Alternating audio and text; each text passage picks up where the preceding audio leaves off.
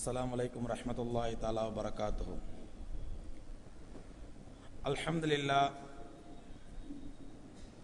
अल्हम्दुलिल्लाह नहमदुहु व नस्तईनुहु व नस्तगफिरुहु व नु'मिनु बिही व नतवक्कलु अलैहि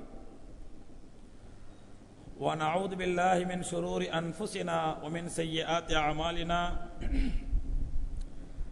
मन यहदिहिल्लाहु फला मुदिल्ल लहु व मन युद्लिल फला हादिय लहु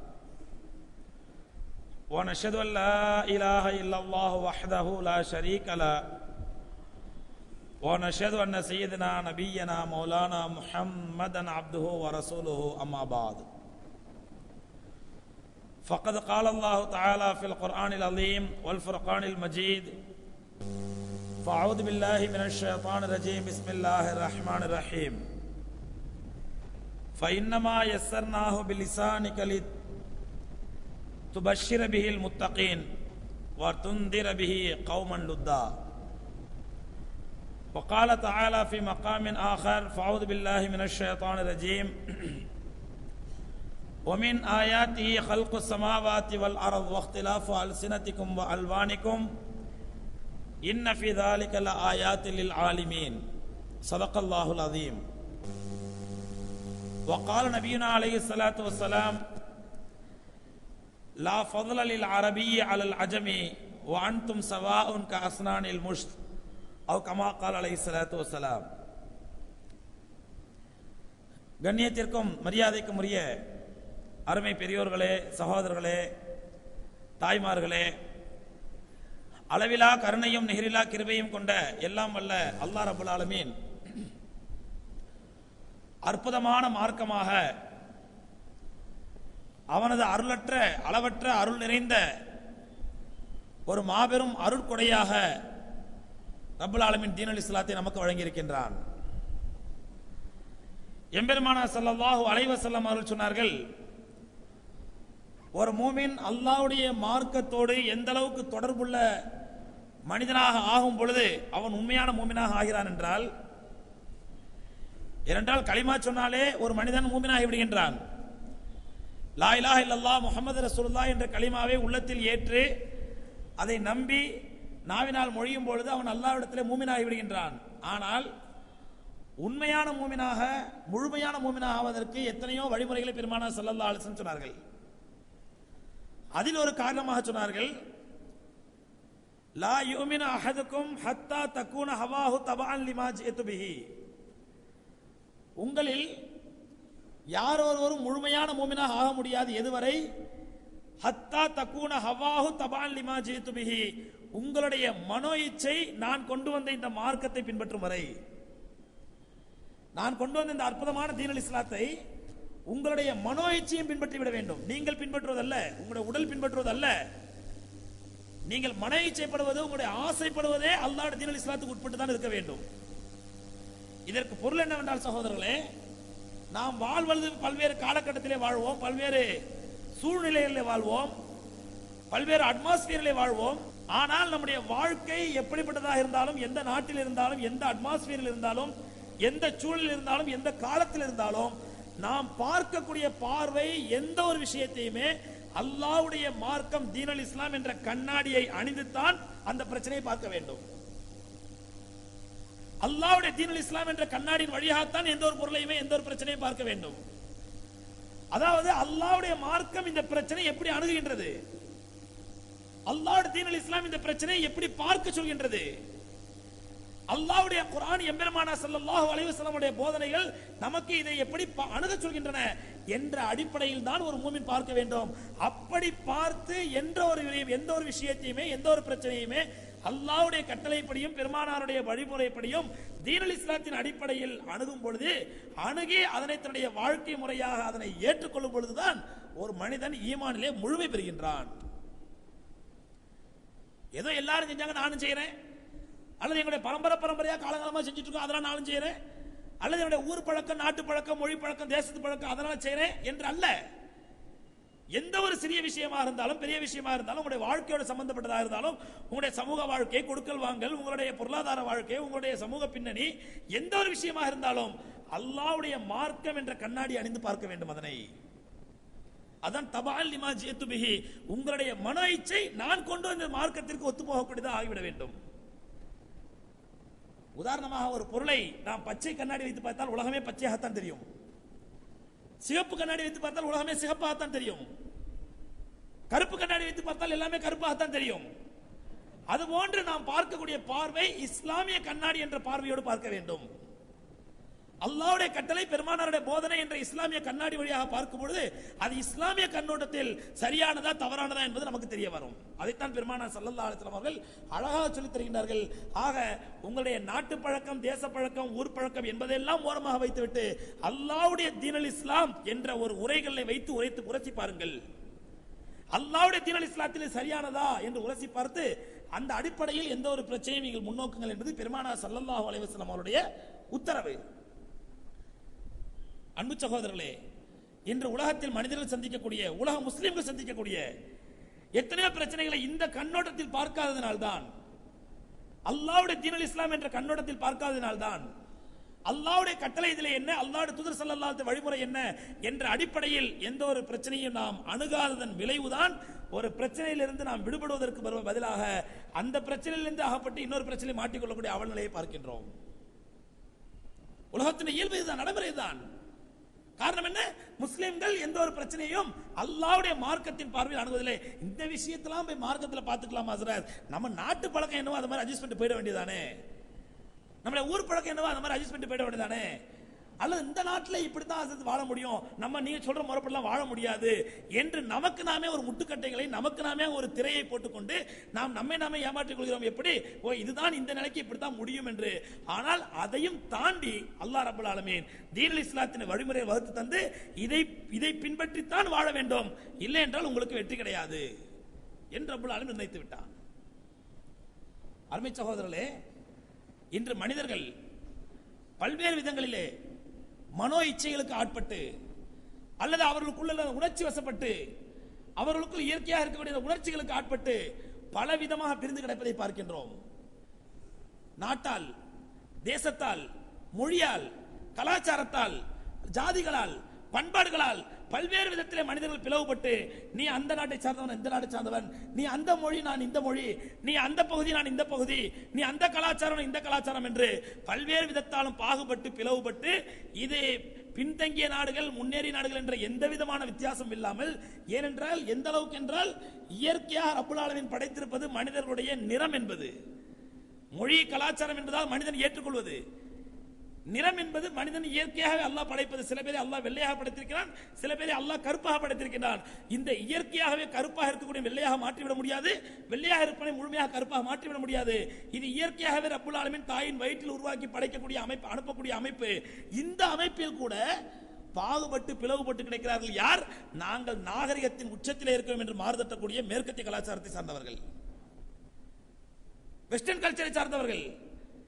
அமெரிக்காவிலும் யூகேயிலும் அங்க இந்த வெஸ்டர்ன் கலாச்சாரத்தில் மூழ்கியவர்களுக்கு இந்த நிறப்பாகுபாடு, கருப்பர்கள் வெள்ளையர்கள் நிறப்பாகுபாடு எந்த அளவுக்கு அவர்களுக்கு அந்த வெறி மிஞ்சி விட்டது என்றால் சகோதரர்களே, ஒரு கல்லறையிலே போர்டு வைத்திருக்கின்றார்கள். ஒரு கல்லறையில் வெள்ளையர்களை மட்டுமே அங்கே அடக்கம் செய்யக்கூடிய ஒரு கல்லறை, செத்த பிறகும் கூட மனிதன் சமமாகி விடக்கூடாது, அங்கே கருப்பனும் வெள்ளையனும் சமமாகி விடக்கூடாது என்று கல்லறையிலே அங்கே போர்டு வைத்திருக்கிறார்கள். There are not allowed here to blacks and dogs. இங்கே கருப்பர்களுக்கும் நாய்களுக்கும் அடக்கம் செய்வதற்கு அனுமதி கிடையாது.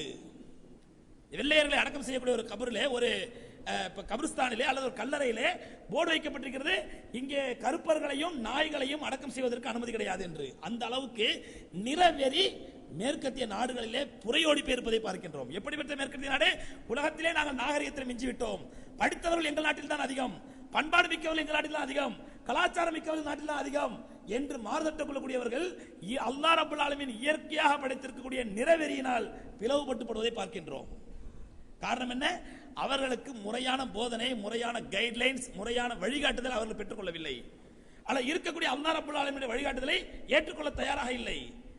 இன்னும் சில பகுதியில் பார்த்தால் ஜாதியினால் பிளவுபட்டு தாழ்த்தப்பட்டவர்கள், உயர்த்தப்பட்டவர்கள்.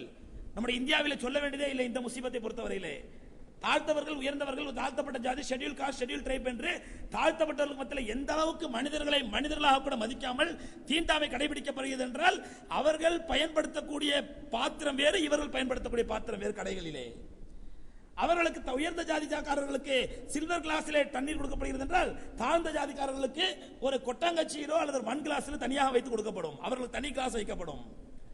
சாலைகள் நடக்கக்கூடிய சாலைகளிலே வித்தியாசம், செல்லக்கூடிய பேருந்துகளிலே வித்தியாசம், வாழக்கூடிய பகுதிகளிலே வித்தியாசம், உயர்ந்தவன் தாழ்ந்தவன் என்ற பாகுபாடு, பட்டாலே தீட்டு தொட்டாலே தீட்டு என்று சொல்லக்கூடிய அன்டச்சபிலிட்டி, தீண்டாமை கொடுமை இன்றும் இந்தியாவில் இருக்கின்றது. சமீபத்தில் 2-3 வருடங்களுக்கு முன்பாக கூட ஹரியானாவிலே ஜஜ்ஜார் என்ற பகுதியிலே தாழ்த்தப்பட்ட இனத்தை சார்ந்த மக்கள் ஒரு மாட்டை அறுத்து, செத்த மாட்டை, மாடு செத்து விட்டது, ஏன் இதை உயிரோட இந்த செத்த மாட்டை ஏன் அநியாயமா புதைப்பானே, நம்ம சாப்பிட்டு வயிற்று பசியை போக்கிக் கொள்ளலாம் என்று செத்த மாட்டை உரித்து அந்த கரியை சாப்பிட்டார் என்பதற்காக தாழ்த்தப்பட்ட இனத்தை சார்ந்த 5 பேர் உயிரோடு தீ வைத்து கொளுத்தப்பட்டார்கள் சங் பரிவார்களால், RSS காரர்களால். ஏன்? மாடு என்பது எங்களுடைய தெய்வம், மாடு என்பது எங்களுடைய தெய்வம். அந்த மாடு செத்த பிறகு கூட அதை மரியாதை செய்ய வேண்டுமே தவிர அதை எப்படி நீ அறுத்து சாப்பிடலாம் என்று அந்த செத்த மாட்டை தோல் உரித்து அறுத்து சாப்பிட்டால் என்பதற்காக 5 தாழ்த்தப்பட்ட இனத்தை சார்ந்தவர்கள், ஷெட்யூல் காஸ்டை சார்ந்தவர்கள் தீ வைத்து கொளுத்தப்பட்டார்கள் RSS காரர்களால். சமீபத்தில் 2-3 வருஷத்துக்கு முன்னாடி எங்கே? நம்முடைய இந்தியாவிலே. எப்பொழுது? 500 ஆண்டுகளுக்கு முன்பாக, 1000 ஆண்டுகளுக்கு முன்பாக கற்காலத்தில் நடந்தது அல்ல, காட்டு மிராண்டிகள் காலத்தில் நடந்தது அல்ல, கம்ப்யூட்டர் காலத்தில் நடந்தது.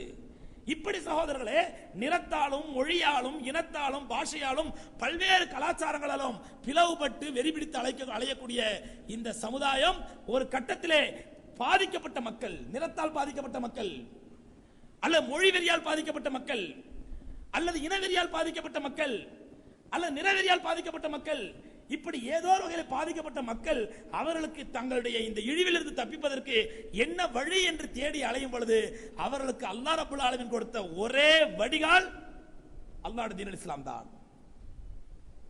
இதைத்தான் கடவுளே இல்லை, கடவுளே இல்லை, கடவுளை வணங்குபவன் காட்டுமிராண்டி என்று புரிந்தவர் இவர் ராமசாமி செட்டியார் என்பவர்.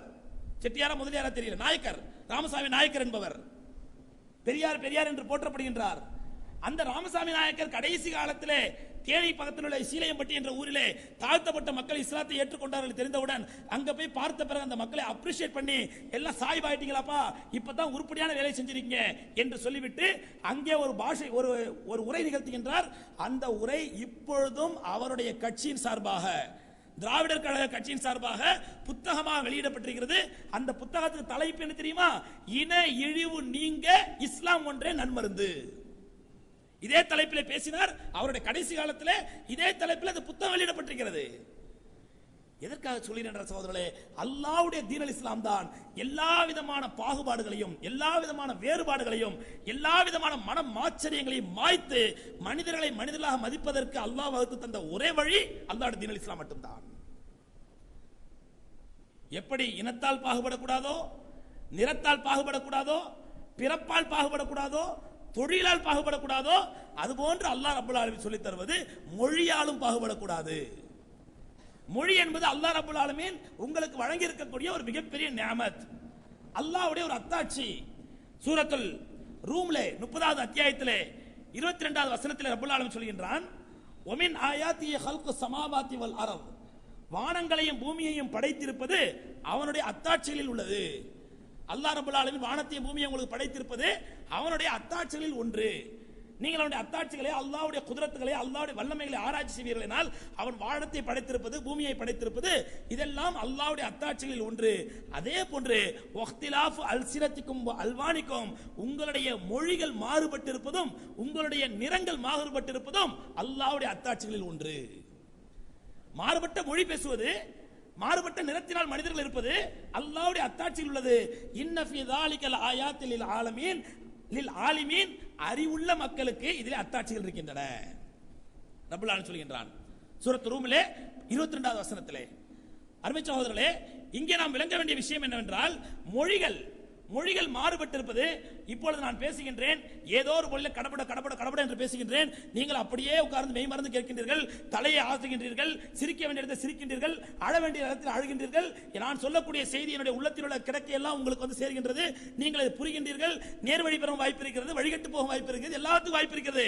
ஆனால் இதிலே தமிழ் தெரியாத ஒருத்தரை கொண்டு உட்கார வைத்தால் என்னையும் ஆச்சரியமாக பார்ப்பார், உங்களையும் ஆச்சரியமாக பார்ப்பார். என்னவோ மடமடங்கிறாரு இந்த மக்கள், அப்படியே மெய் மறந்து கேட்டுட்டு இருக்குது.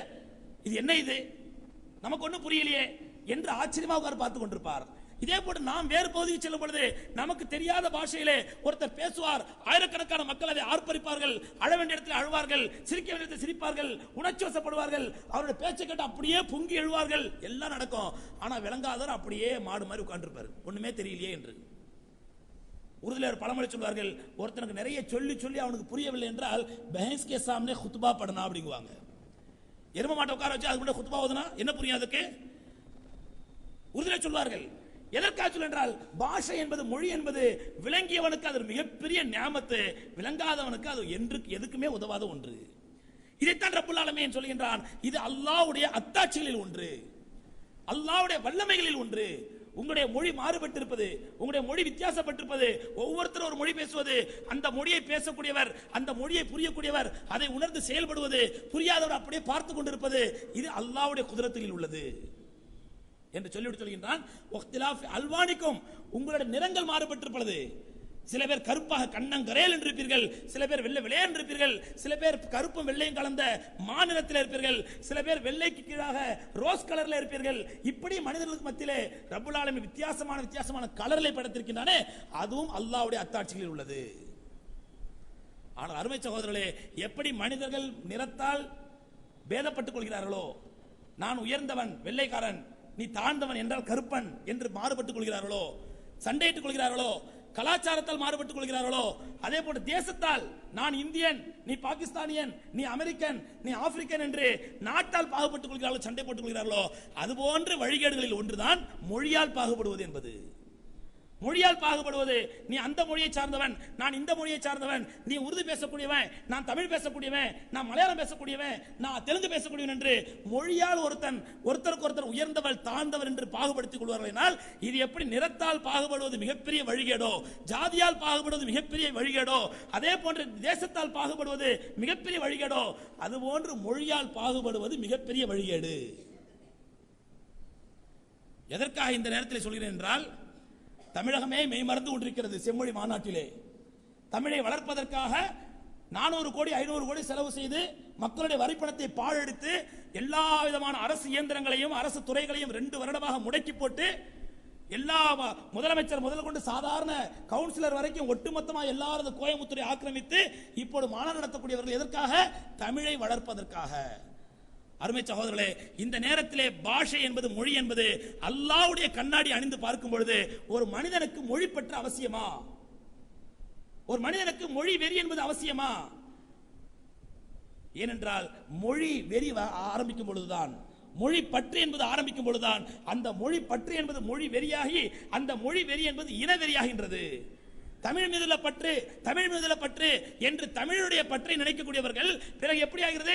நாங்களெல்லாம் தமிழ் மொழி பேசக்கூடிய தமிழர்கள், இனவெறி வந்துவிட்டது. நாங்களெல்லாம் தமிழர்கள், தமிழர்கள் என்று ஒரு இனவெறி வரும் பொழுது அங்கே கன்னடர்கள் என்ற இனவெறி வருவது இயல்பு.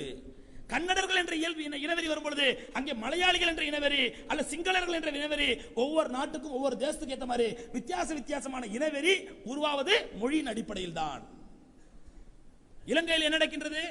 தமிழ் பேசக்கூடிய மக்களை, அது முஸ்லிம்களாக இருந்தாலும் சரி, இந்துக்களாக இருந்தாலும் சரி, கிறிஸ்தவர்களாக இருந்தாலும் சரி, தமிழ் பேசக்கூடிய மக்களுக்கு அநீதம் இழைக்கப்படுகிறது என்றால் அது அந்த சிங்கள வெறியின் மீது ஏற்பட்ட வெறி, அது சிங்கள பாஷையின் மீது ஏற்பட்ட வெறி.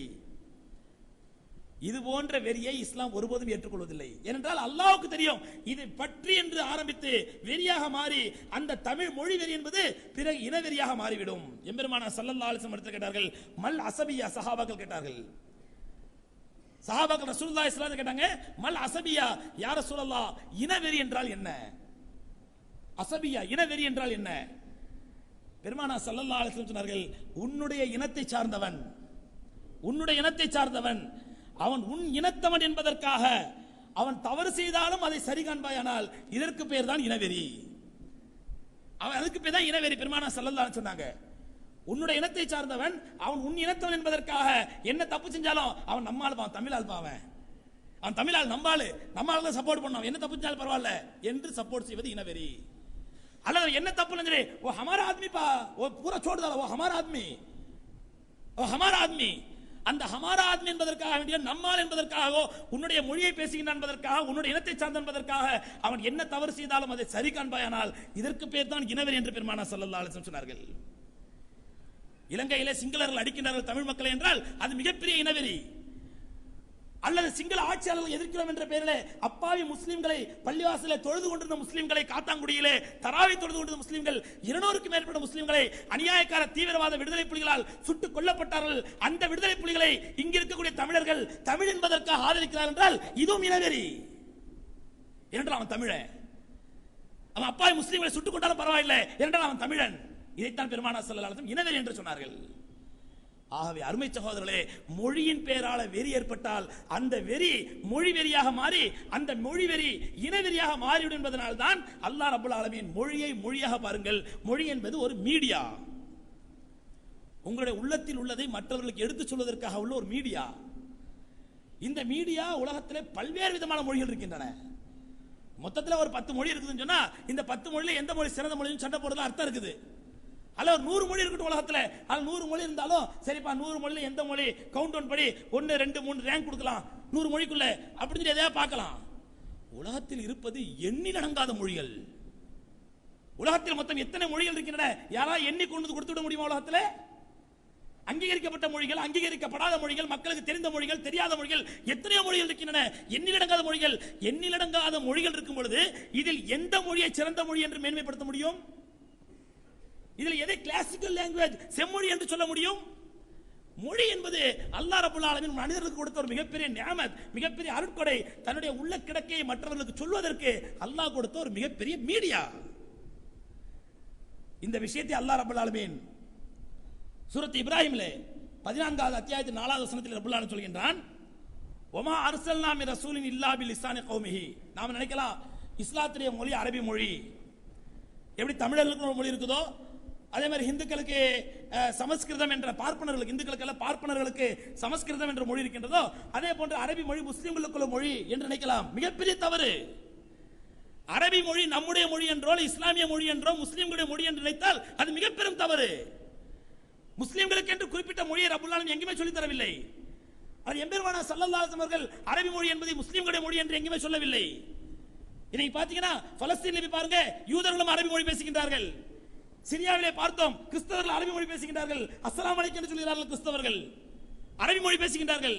அங்குள்ள மக்களிடத்தில் பலஸ்தீன், சிரியா, ஜோர்டான்ல முஸ்லிம்கள்ட்ட நாம போய் சலாம் சொல்லி பேசணும்டா, நம்ம தாடி இருக்குது, தொப்பி இருக்குது, இஸ்லாமிய முறையோடு இருக்கிறோம், போய் பேசணும்டா அந்த மக்கள் நம்மள திருப்பி கேட்பாங்க, அந்த முஸ்லிம் நீங்க முஸ்லிமான்னு கேட்பாங்க. ஏன்னா அவர்களை பொறுத்தவரையில அங்கே கிறிஸ்தவர்களும் தாடி வைக்கிறார்கள், கிறிஸ்தவர்களும் தொப்பி போடுகிறார்கள், கிறிஸ்தவர்களும் அரபி மொழி பேசுகின்றார்கள். ஆகவே அரபு மொழி என்பது இஸ்லாமிய மொழியோ முஸ்லிம்களுடைய மொழியோ அல்ல. அரபு மொழி என்பது ஆயிரக்கணக்கான லட்சக்கணக்கான மொழிகளிலே அதுவும் ஒரு மொழி. அரபு மொழி மட்டும்தான் அல்லாஹ்விடத்தில் ஏற்றுக்கொள்ளப்பட்ட மொழி. அரபு மொழி மட்டும்தான் அல்லாஹ்வுடைய சொந்த மொழி, முஸ்லிம்களுடைய சொந்தமான மொழி, அல்லாஹ் ரப்பல் ஆலமீனுக்கு தெரிந்த மொழி என்று இருந்திருந்தால் எல்லா நபிமார்களையும் அல்லாஹ் அரபு மொழியில அனுப்பியிருக்கணும். எல்லா வேதங்களையும் அல்லாஹ் அரபி மொழியில இறக்கி இருக்கணும். ஆனா ரப்பல் ஆலமீன் சொல்றத பாருங்க, சூரத் இப்ராஹிம்ல 4வது வசனத்தில் சொல்றத பாருங்க, வமா அர்சல்னா மின் ரசூலின் இல்லா பிலிசானி கௌமிஹி. நாம் எந்த ஒரு ரசூலையும் அனுப்பும் பொழுது அந்த சமுதாய மக்களுடைய பாஷையை கொடுத்து தான் அனுப்புவோம். அரபி மொழியில் அனுப்புன்னு சொல்லல. உதாரணமா ரப்பல் ஆலமீன் தமிழ்நாட்டுக்கு நபியை அனுப்பியிருந்தால் நிச்சயமா தமிழ் மொழி பேசக்கூடிய ஒருவர் அனுப்பியிருப்பான். ஈசா அலைஹிஸ்ஸலாத்து வஸலாம் அவர்களை அல்லாஹ் ரப்பல் ஆலமீன் அந்த பலஸ்தீன் பகுதிக்கு, அந்த மிடில் ஈஸ்ட் பகுதிக்கு ரப்பல் ஆலமீன் அனுப்பினான் என்றால் அந்த பகுதி மக்கள் வாழ்ந்த மொழி, பேசிய மொழி, சுரியானி மொழி, அந்த மொழியை கொடுத்தான் அல்லாஹ் அனுப்பினான். மூசா அலைஹிஸ்ஸலாத்து வஸலாம் அவர்களை ரப்பல் ஆலமீன் ஈஜிப்துக்கு அனுப்பினான், அந்த மிஸ்ர் தேசத்துக்கு அனுப்பினான் என்றால் அந்த ஈஜிப்தில் அப்பொழுது இருந்த மொழி ஹீப்ரு மொழி, அந்த ஹீப்ரு மொழியை கொடுத்தான் அல்லாஹ் அனுப்பினான். இதைத்தான் ரப்பல் ஆலமீன் சொல்கின்றான், வமா அர்சல்னா மின் ரசூலின். நாம் எந்த ஒரு ரசூலை, எந்த ஒரு தூதரை அனுப்புவதாக இருந்தாலும் இல்லா பிலிசானி கௌமிஹி, அந்தந்த சமுதாயத்து பாஷையை கொடுத்தான் அனுப்பினோம். ஏன் லியுபையின லஹும். மொழி என்ற நோக்கம் என்ன? மொழியினுடைய மக்சத் என்ன? மீடியா. சொல்வதை மற்றொரு விளங்க வேண்டும். ஃபர்ஸ்ட் பர்சன் ஒருத்தர் பேசுகிறார் என்றால் அதை செகண்ட் பர்சன் புரிய வேண்டும். எதில் இருக்கக்கூடிய முகாத்தப் விளங்க வேண்டும். இந்த எதிரிலுள்ளவரை விளங்க வைப்பதற்காகத்தான் மொழி. அதான் ரப்பல் ஆலமீன் சொல்கிறான், லியுபையின லஹும். அப்பொழுதுதான் அவர்களுக்கு விளங்க வைக்க முடியும். தமிழ்நாட்டு மக்கள்கிட்ட வந்து ஒரு அரபு நபி வந்து அரபுல பேசுறாரு, தமிழ் மக்களுக்கு புரியுமா? அல்லது அரபு நாட்டில் போய் அல்லாஹ் தமிழ்நாட்டுக்காரர் நபி அனுப்பி தமிழ்ல பேசுங்க, பயான் பண்ணுங்கிறான், அவங்களுக்கு புரியுமா? அப்ப மொழியினுடைய நோக்கமே மற்றவர்களுக்கு விளங்க வைப்பதுதான், புரிய வைப்பதுதான். அது எப்பொழுது நடக்கும் என்றால் அவரவர் மொழியிலேயே அனுப்பும் பொழுதுதான் அது புரியும். அதனால தான் ரப்பல் ஆலமீன் சொல்கிறான், எந்த ஒரு ரசூலையும் ஒரு சமுதாயத்திற்கு அனுப்பும் பொழுது பில் லிசானி கௌமிஹி, அந்த சமுதாயத்தின் பாஷையை கொடுத்து தான் அனுப்பினோம். ஏன்? லியுபய்யின லஹும், அப்பொழுதுதான் அவர்களுக்கு விளக்க முடியும்.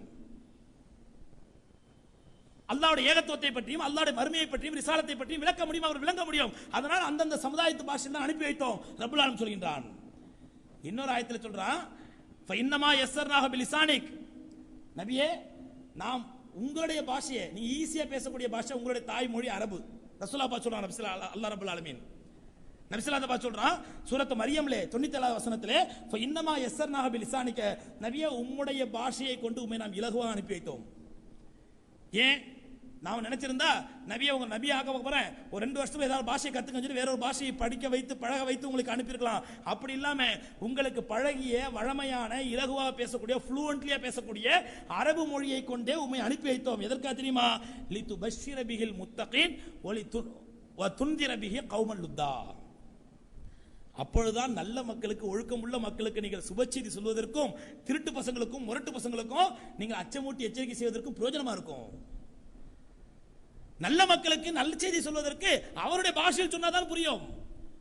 முரட்டு மனிதர்களுக்கு, கெட்டவர்களுக்கு அச்சமூட்டி எச்சரிக்கை செய்வதற்கு அவருடைய பாஷையில் சொன்னாதான் புரியும். அதனால்தான் உமக்கு அரபு மக்களுக்கு மத்தியில் நீங்கள் இருப்பதனால் அரபு மொழியை கொண்டே அனுப்பி வைத்தேன் ரப்பல் ஆலமீன் சொல்கின்றான்.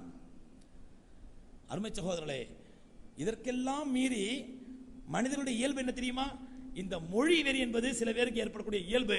அதிலும் உலகத்திலேயே மிக மிக மோசமான மொழி வெறி பிடித்த சமுதாயம் யார் தெரியுமா? உலகத்திலே மோசமான மொழி வெறி பிடித்தவர்கள் அரபு மக்கள். இன்னைக்கு தமிழ்நாட்டு மக்கள் ஒண்ணுமே கிடையாது. செம்மொழி மாநாடு நடத்துறதுனாலயோ 400 கோடி 500 கோடி செலவு பண்றதுனாலயோ ஆட்டம் பாட்டம் கூத்து கொண்டாட்டம் என்று கூத்தாடிகள் எல்லாத்தையும் இறக்கி விட்டு பள்ளிக்கூடத்துக்கு போற பிள்ளைங்க எல்லாம் பள்ளிக்கூடத்துக்கு போக விடாம வலுக்கட்டாயமா ஸ்கூலை மூட வச்சு இந்த மொழி கொண்டாட்டத்தை எல்லாரும் கொண்டாடி ஆகணும்னு சொல்லி நிர்பந்தமான முறையில் மக்களுக்கு மத்தியில் திணித்து கொண்டாடக்கூடிய இந்த மொழி வெறியர்களை விட மோசமான மொழியர்கள் அரபு மொழிக்காரர்கள். இவர்களை மோசமான மொழி வெறியர்கள். எந்த அளவுக்கு மொழி வெறி பிடித்தவர்கள் சகோதரர்களே, தங்களுடைய பாஷையை அரபி என்று சொல்வார்கள். இப்போ நம்மளாம் என்ன சொல்லுவோம்? தமிழ்னு சொல்லுவோம், தெலுங்குன்னு சொல்லுவோம், கன்னடத்தை கன்னடம் சொல்லுவோம், மலையாளத்தை மலையாளம் சொல்லுவோம். ஆனால் அரபிகள் என்ன சொல்லுவாங்க? தங்களுடைய பாஷையை அரபி என்று சொல்வார்கள். அரபியை தவிர மற்ற அத்தனை பாஷையுமே அஜமி என்று சொல்வார்கள். அது ஆங்கிலமாக இருந்தாலும் சரி, இப்போ சரியா தெலுங்கா இருந்தாலும் சரி, சுரியானியா இருந்தாலும் சரி, எந்த பாஷையா இருந்தாலும் சரி, உலகத்தில் எத்தனை லட்சக்கணக்கான பாஷைகள் இருக்கிறதோ அரபியை தவிர மற்ற அத்தனை பாஷைகளுமே அஜமி என்று சொல்வார்கள். அஜமின்னு என்ன தெரியுமா அர்த்தம்? செவிட்டு பாஷை என்று பொருள். மற்ற பாஷைகளுக்கு பேரே சொல்ல மாட்டார்கள். அரபி மட்டும் அரபி, அரபி அல்லாத மற்ற உலகத்தில் லட்சக்கணக்கான பாஷையும் அஜமி, செவிட்டு பாஷை என்று பேசுவார்கள். அந்த அளவுக்கு மொழிவெறி பிடித்தவர்கள். அரபு மக்களுடைய மொழிவெறியை எம்பெருமான ஸல்லல்லாஹு அலைஹி வஸல்லம் எவ்வளவோ ஒழித்து கட்டினார்கள். அதற்கு பிறகும் இன்றைக்கும் அரபு மொழிவெறி அவர்களிடத்தில் மேலோங்கி இருக்கின்றது. துருக்கியிலே ஹிலாஃபத் இருந்தது 1925 வரை. சுமார் 85-90 வருஷங்களுக்கு முன்னாடி வரைக்கும் துருக்கியிலே ஹிலாஃபத் இருந்தது. மன்னர் 2ஆம் அப்துல் ஹமீத் அவர்கள் தான் கடைசி ஹலீஃபாவாக இருந்தார்கள். இந்த ஹிலாஃபத்தை உலக ஒட்டுமொத்த முஸ்லிம்களுக்கு ஒரு ஒருமித்த தலைமை இருக்கின்றது. ஒட்டுமொத்த முஸ்லிம்களுக்கு ஒரு அற்புதமான தலைமை இருக்கிறது. இந்த தலைமையை உடைத்து சின்னாபின்னப்படுத்தி முஸ்லிம் சமுதாயத்தை கேட்பாரற்ற நாதியற்ற சமுதாயம் ஆக்கிவிட வேண்டும் என்று திட்டமிட்டு யூதர்களும் நசாராக்களும் சூழ்ச்சி செய்வதற்கு தேர்ந்தெடுத்த ஆயுதம் என்ன தெரியுமா? இதே மொழிவெறியைத்தான். இதே மொழிவெறியை பயன்படுத்தித்தான் துருக்கிகள் எல்லாம் அரபி தெரியாதவர்கள். துருக்கி எல்லாம் அரபி தெரியாதவர்கள். இந்த அரபி தெரியாதவர்களுக்கு நீங்கள் போய் அவர்களுடைய தலைமையை ஏற்று நீங்கள் அவர்களை ஹலீஃபாவா ஏற்றுக்கொள்ள வேண்டுமா என்றுதான் சவுதி அரேபியாவையும் யுனைடெட் அரபு எமிரேட்ஸையும் மற்ற அரபு நாடுகள் எல்லாம் தனியாக பிரித்து அரபிகள், அரபி அல்லாதவர்கள், அரபிக் நான் அரபிக் என்று பிளவுபடுத்தினார்கள்.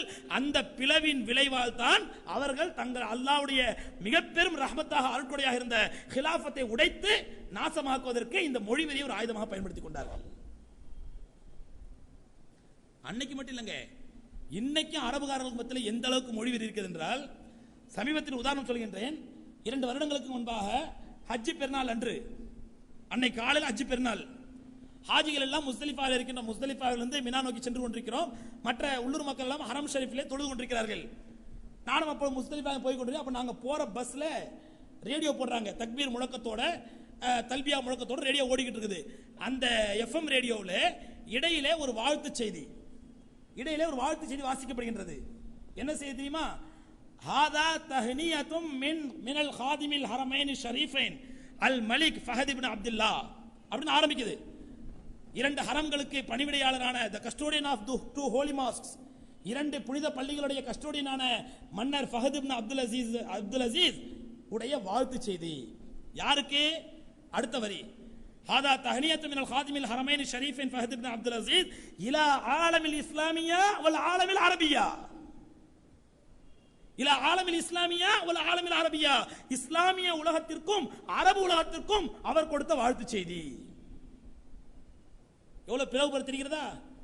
இஸ்லாமிய உலகம் என்பது வேறு. மற்ற இந்தியாவை சேர்ந்தவர்கள், பாகிஸ்தானை சேர்ந்தவர்கள், இந்தோனேஷியாவை சேர்ந்தவர்கள், மற்ற உலகத்தில் சேர்ந்த மற்ற முஸ்லிம்கள் ஆலமுல் இஸ்லாமியா, அரபு மொழி பேசக்கூடிய முஸ்லிம்கள் ஆலமுல் அரபியா. அந்த அளவுக்கு மொழி வெறி என்பது அவர்களுக்கு மத்தியில் ஊடுருவிட்ட ஒன்று அரபு மக்கள். அந்த அரபு மக்களுக்கு மத்தியிலே, மொழிவெறி ஊறிவிட்ட அரபு மக்களுக்கு மத்தியிலே எம்பெருமானா ஸல்லல்லாஹு அலைஹி வஸல்லம் ஒரு அற்புதமான பிரகடனம் செய்தார்கள். அல்லாஹ்வுடைய தூதர் அவர்களுடைய போதனையால் மட்டும்தான் இந்த உலகம் உய்வடையும். அல்லாஹ்வுடைய தூதருடைய பேச்சை கேட்டால் மட்டும்தான் இந்த உலகம் உருப்படும். அவர்கள் மட்டும்தான் சத்தியத்தை சத்தியமாக சொல்லக்கூடியவர்கள் என்பதற்கு அல்லாஹ்வுடைய தூதருடைய வாழ்க்கையில் ஒரு அற்புதமான உதாரணத்தை பாருங்கள். அப்படி மொழி வெறி பிடித்த அந்த அரபு மக்களுக்கு மத்தியிலே எம்பெருமானா ஸல்லல்லாஹு அலைஹி வஸல்லம் அவர்கள் உலக புகழ் பெற்ற ஒரு பிரகடனம் செய்கிறார்கள். என்ன பிரகடனம்? லா ஃபضل للعربي على العجمي وانتم سواء كاسنان المشط. அபூதாவுடைய ஹதீஸ். பெருமானா ஸல்லல்லாஹு அலைஹி சொன்னாங்க அரபு மக்களை பார்த்து, லா ஃபضل للعربي على العجمي, ஒரு அரபிக்கு அரபி அல்லாதவரை காட்டிலும் எந்த விதமான சிறப்பும் கிடையாது அல்லாஹ்விடத்திலே. யார்கிட்ட சொல்றாங்க? யார்கிட்ட சொல்றாங்க? அரபு மொழி வெறி பிடித்த மக்களுக்கு மத்தியிலே. தாங்கள் பேசக்கூடிய பாஷை மட்டும்தான் பாஷை, மற்ற உலகத்தில் பேசக்கூடிய பாஷை எல்லாம் செவிட்டு பாஷை என்ற குருட்டு நம்பிக்கை கொண்ட அந்த மக்களுக்கு மத்தியிலே எம்பெருமானா ஸல்லல்லாஹு அலைஹி பிரகடனம் செய்கிறார்கள், லா ஃபضل للعربي على العجمي, அவர் அரபிக்கு அரபி அல்லாதவரை காட்டிலும் எந்த விதமான சிறப்பும் கிடையாது. அன்தும் சவாஉன் கஅஸ்னானில் முஷ்த், நீங்கள் தலை சீவக்கூடிய சீப்பின் பற்களை போன்று சமமானவர்கள். அதான் உங்களுடைய பாஷை சமமானது. பாஷையை வச்சு ஒருத்தன் உயர்ந்தவன் தாழ்ந்தவன் என்பது கிடையாது. அருமை சகோதரர்களே, அப்படிப்பட்ட அற்புதமான போதனைக்கும் அற்புதமான கலாச்சாரத்துக்கும் சொந்தக்காரர்களே நாம் இன்று சாதாரணமான மக்களுக்கு மத்தியில் பார்க்கின்றோம். உருது முஸ்லிம், தமிழ் முஸ்லிம், உருது முஸ்லிம், தமிழ் முஸ்லிம், உருது முஸ்லிம், தமிழ் முஸ்லிம்களை முஸ்லிம்களாக மதிக்கிறது இல்லை, தமிழ் முஸ்லிம் உருது முஸ்லிம்களை ஒரு முஸ்லிம்களாக மதிக்கிறது இல்லை. எந்த அளவுக்கு மிகப்பெரிய வேதனை என்னவென்றால், ஒரு உருது முஸ்லிமுடைய குடும்பத்திலே தமிழ் முஸ்லிம் பொன் கொடுப்பதில்லை, பெண் எடுப்பதில்லை. ஒரு தமிழ் முஸ்லிமுடைய குடும்பத்திலே உருது முஸ்லிம் பொன் கொடுப்பதில்லை, பெண் எடுப்பதில்லை. எவ்வளவு மோசமான நிலை இது! இப்படிப்பட்ட கலாச்சாரத்தை அல்லாஹ் கற்றுக் கொடுத்தான். இப்படிப்பட்ட கலாச்சாரத்தை அல்லாஹ்வுடைய தூதர் ஸல்லல்லாஹு அலைஹி கற்றுக் கொடுத்தார்கள்.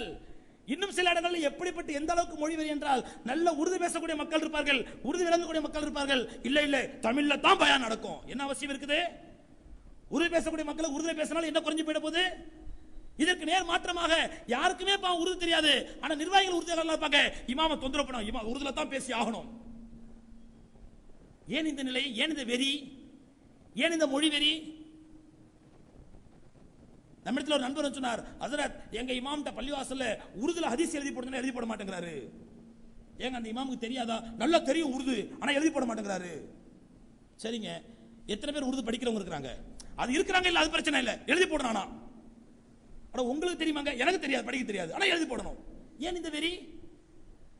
மொழி என்பது அல்லாஹ் ரப்பல் ஆலமீன் கொடுத்த ஒரு நியாமத்.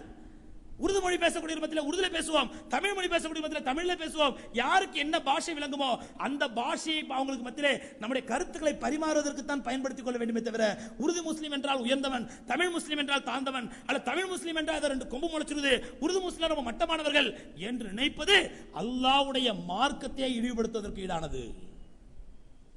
அல்லாஹ் ரப்பல் ஆலமீன் சொன்னார், இன்னமல் முஃமினூன இஹ்வா, உலகத்தில் எல்லா முஸ்லிம்களும் சகோதரர்கள், எல்லா முஸ்லிம்களும் அண்ணன் தம்பிகள், ஒரு தாய் மக்கள் என்ற கருத்தை ரப்பல் ஆலமீன் வலியுறுத்தியிருக்க, நாம் இந்த அற்பமான பாஷையை வைத்து நமக்கு மத்தியில் சண்டை போட்டுக் கொள்வோம். சகோதரர்களே, அல்லாஹ்வுடைய மார்க்கத்தை இழிவுபடுத்தியதாக ஆகிவிடும். அதே போன்று தான் இன்னொரு விஷயத்தை உண்மை விளங்கிக் கொள்ள வேண்டும். இது போன்றெல்லாம் மாநாடுகள் வைத்து மக்களுடைய வரி பணத்தை, இந்த மாநாட்டுக்கு, இந்த செம்மொழி மாநாட்டுக்கு செலவழித்த பணத்தையும், செம்மொழி மாநாட்டுக்கு பயன்படுத்திய அரசு இயந்திரங்களையும், மக்களுடைய திறனையும், மக்களுடைய அறிவையும் தமிழகத்தினுடைய வளர்ச்சிக்கு பயன்படுத்தி இருந்தால் நம் தமிழ்நாடு ஒரு 10 வருஷம் முன்னாடி போயிருக்கும், 10 வருஷம் ஃபார்வர்டா போயிருக்கும். அவ்வளவு முயற்சிகளும், அவ்வளவு திறமைகளும், அவ்வளவு அரசு இயந்திரங்களும், அவ்வளவு பணங்களும் ஒரு சாதாரண ஒரு மாநாட்டிற்காக கொண்டு கொட்டப்படுகின்றது.